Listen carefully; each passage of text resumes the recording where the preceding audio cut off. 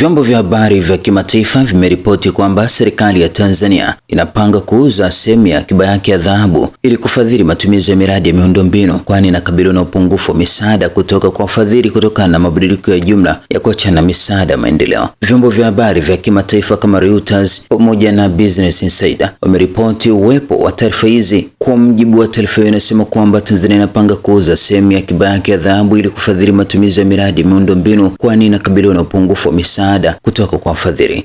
Rais Samia Suluhu Hassan ameagiza Benki Kuu kuendelea na uuzaji wa sehemu ya dhahabu iliyonayo. Waziri wa Nchi Ofisi ya Rais Kitila Mkumbo alisema katika mkutano wa waandishi wa habari mjini London Jumatatu. Benki ya Tanzania ilikuwa na dhahabu yenye thamani ya shilingi trilioni 3.3, dola bilioni 1.3 mwishoni mwa Disemba, kulingana na data iliyochapishwa wiki iliyopita. Serikali hazipendi tena kutoa misaada kwa Afrika, hivyo tunajipanga upya, alisema Kitila Mkumbo.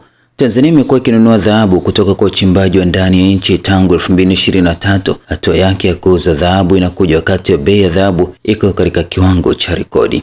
Nchi za Afrika zinakabiliwa na misaada ya bajeti isiyotabilika na fedha za upendeleo, kwani serikali za Marekani na Ulaya zinapunguza misaada maendeleo ya nje ili kuzingatia shinikizo la ndani kama matumizi ya ulinzi. Uharibifu wa utawala wa Trump wa USAID mwaka uliopita ulisababisha kuporomoka kwa 17% kwa misaada ya kimataifa mwaka uliopita. Zaidi ya hayo, Tanzania imekabiliwa na ukosoaji kutoka kwa Umoja wa Ulaya baada ya Hassan kutangaza kuwa mshindi wa uchaguzi uliokuwa na utata na kusababisha maandamano ambapo mamia ya watu waliripotiwa kuuawa na hatari ya usalama katika nchi hiyo huko Afrika Mashariki. Mnamo Novemba, bunge la Umoja wa Ulaya lilipitia azimio la kutotoa ufadhili kwa serikali ya Tanzania na utekelezaji wa mpango wa msaada wa euro milioni 156 sawa na dola milioni 185 za Kitanzania.